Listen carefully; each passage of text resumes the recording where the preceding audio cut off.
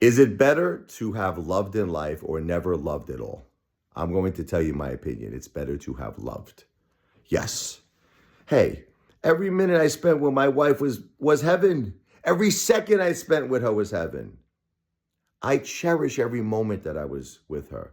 I cherish when we were single and we were dating and, we were young and having great times. And when we got married and we started our family and we watched our children grow up, it was great.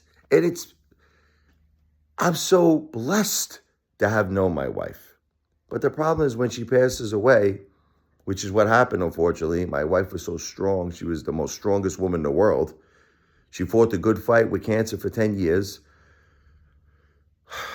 Now that she's passed away, it's not that, okay, because people say, you should cherish all the time you had together. Of course I cherish all the time I had together with her. But I want more time. I wanted more time. She was only 46. See, I guess what it is I look at it that it was not fair what happened to my wife and our family. Like, I'll give you an example. I was looking at Facebook last night and I saw this couple. They posted their anniversary. They say, today we're celebrating our 44th anniversary. Now, my anniversary with my wife just passed April 9th. It was my 20th anniversary. So that means they had 24 more years than we did. And that's normal. That's like a normal life. Like a normal couple, that's what they normally have. You see people who have even more than that. 60 years together, more than 60 years together, So the thing is that in some cases, I've seen people 70 years, to be together, even longer.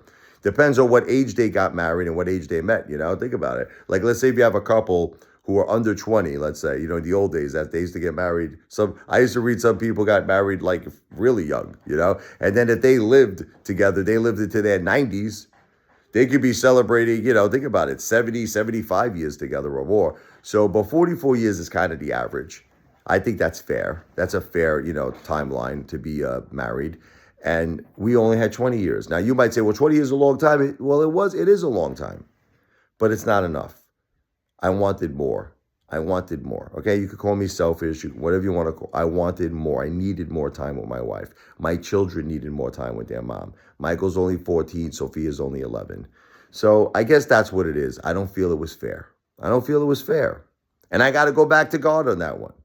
I'm sorry. People say, why do you always have to bring God into this? Goes, hey, he's got the divine plan. He knows everything. It's all predetermined, right? What's going to happen. He felt that he had to take my wife at 46. Well, I feel differently. I feel that my children needed her. I needed her. And not to mention my mother passed away 2 weeks later. That definitely wasn't fair. My mother's my best friend. She's everything. That's their grandmom. That's their grandmother. Why did God do all of this to me? Why did he do this to our family? We're a happy family. And people say, don't blame God. Don't blame. Well, who am I supposed to go to? If you buy a car, right? And the car breaks down, you go to the manufacturer, don't you, right? You don't go to some guy in the street and say, hey, buddy, I'm mad at you. Why? Because you drive the same car as me. He's like, what do you want me to tell you? You go to the manufacturer. God's the manufacturer. I just wish he would give me some answers because my wife was everything to me. She was everything to my kids. That was their mom.